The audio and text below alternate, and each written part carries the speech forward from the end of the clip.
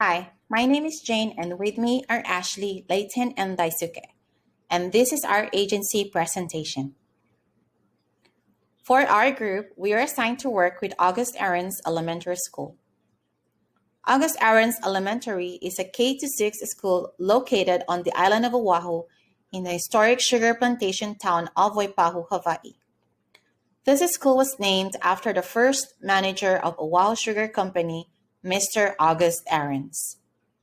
The administration building and 14 classrooms were built on 3/4 acres, and August Aarons opened its doors to 605 students and 13 teachers on September 1st, 1924. Currently, the school encompasses 14 acres with 10 buildings and 26 portable classrooms with approximately 1,500 students and 220 faculty and staff, making it the largest single-track elementary school in the state. Our target population group are the 4th grade students. There was 96 of them, ages 9 to 10 years old. The target group was a mix of male and female students, which are predominantly Asians and Native Hawaiians and Pacific Islanders, with small percentage of Caucasians, African Americans, Hispanics, and mixed of 2 races. Part of our task was to identify the needs of this population and recognize its significance. First is the availability of digital learning resources. This includes internet, laptops, notebooks, mobile devices, smartphones, and tablets. This is significantly important because some students may not have if not sharing with family members, and this is important in order for them to access learning materials online and to communicate and receive important information, especially with COVID and ways to be ready with disasters. Also, those students who does not have internet or a laptop could impact their grades which could mean failing or passing. Second is the basic technical skills. This is significant because this is one factor in having a successful online learning. This includes the ability to create documents and to navigate the Google Meets and Zoom meetings. Third is the emotional and mental assessment. To determine how students are handling stress, social isolation, and school frustrations, emotional and mental assessments are significantly important. Some students may be tired, bored, or frustrated with our COVID situations and with our new online learning experience. Fourth is the identifying of coping skills and support systems. Coping skills and support systems are significantly important as this allows students to overcome encountered challenges from the transition of face-to-face to online learning, including social isolation due to COVID. Last but not the least is the strong online presence of educators and continuous connections with their students, using multiple forms of communication, including video conferencing, real-time and discussion forums, along with collaboration and social media tools. Again, this is significantly important as this helps students engage and in touch with their teachers and classmates. It serves as an important tool in assessing their emotional and mental well-being. It could also be utilized as a tool to promote importance and ways of achieving optimal physical and mental health with emphasis on exercising regularly, eating healthy, mask wearing when going out, and good hand hygiene. The clinical question that my group formed for this pillowcase project was, will presenting the pillowcase project online via Zoom/WebEx technology impact the learning of 4th graders from August Aarons Elementary School compared to in-person presentations of the pillowcase project? When gathering research on online learning, we found a literature review of research articles published in the field of technology-enhanced learning.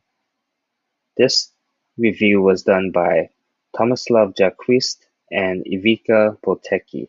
The review focused on 41 research papers and found that technology can enhance learning in and out of the classroom, especially by impacting student interest, motivation, and engagement. Our group created a learning environment with lessons and activities that had the students actively engaged.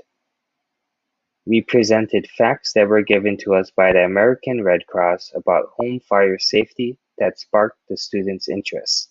Health teaching from the Public Health Nursing Intervention Bill was used for this project, and it entails sharing information and experiences through educational activities designed to improve health knowledge, attitudes, behaviors, and skills. This was done with the assistance of the American Red Cross by using their Pillowcase Project Toolkit, which had the necessary resources and information for our group to use during our presentation. Presenting the Pillowcase project via online technology was successful. After the completion of the presentation, a home fire safety quiz was given to the students, and all 96 students scored a 5 out of 5 on the test. Some barriers that our group encountered will be briefly discussed in this slide. First, the type of technology that was used. Our group was unfamiliar with using WebEx and had difficulty navigating the program and searching for functions.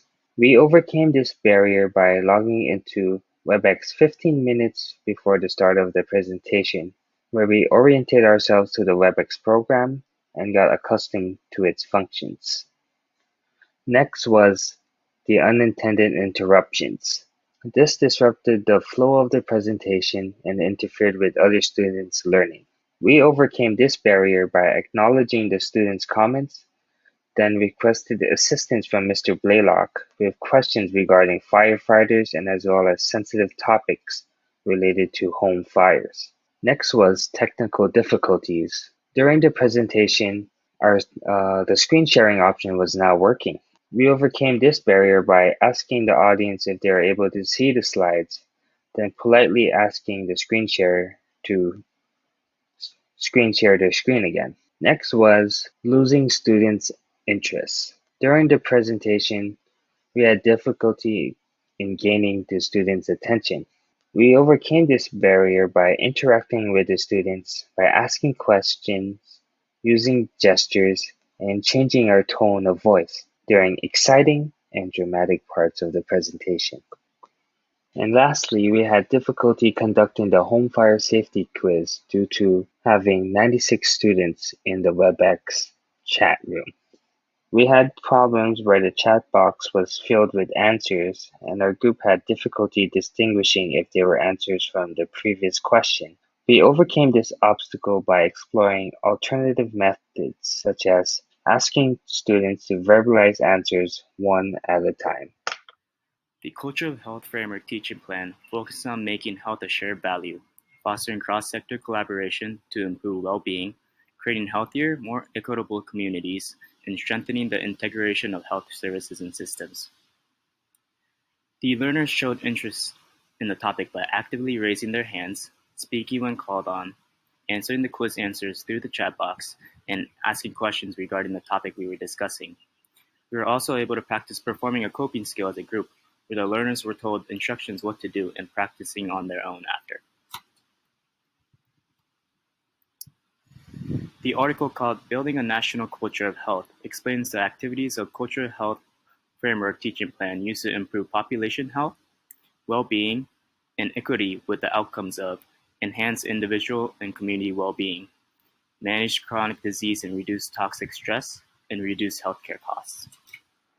Some of the lessons we as a group have learned throughout the process of the Pillowcase project with the American Red Cross, and maybe some recommendations for future semester students we have, would be to really focus on teamwork and communication with the group you're working with. It's important to communicate effectively with your group to make sure that none of the parts of the Pillowcase project get left out. For example, since our group did home fire safety, we distributed the parts equally and made sure everybody contributed. For example, one person talked about smoke detectors and testing them, one person talked about healthy coping mechanisms, and one person talked about ways to draw out your house and route your escape. Another recommendation that we would have would be to keep things simple. You want to make sure to add lots of pictures and keep everything on the PowerPoint really simple so that you don't lose anybody's attention. Another reason to keep things simple is because you don't always know the ages that you're going to be working with. For example, since we did fourth graders, we had to make sure that everything that we talked about and everything that we wrote in our PowerPoint was simple enough that they would understand it.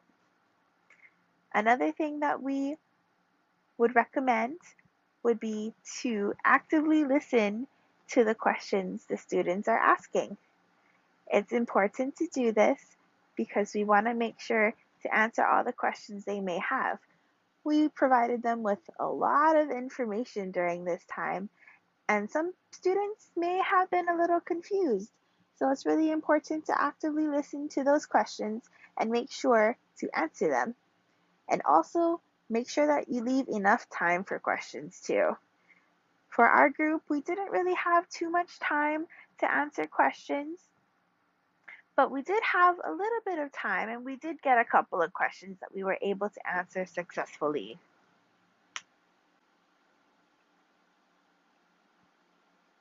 And at this time, we just really love to say thank you to everybody involved. We want to thank the students and teachers of August Aaron School. We want to thank the American Red Cross and Uncle John for allowing us to do this pillowcase project. And we also want to thank our clinical professor, Professor Wetland, and our lecture professor, Kumu Bre, for teaching us all of this information and allowing us to do this presentation for you guys. So thank you.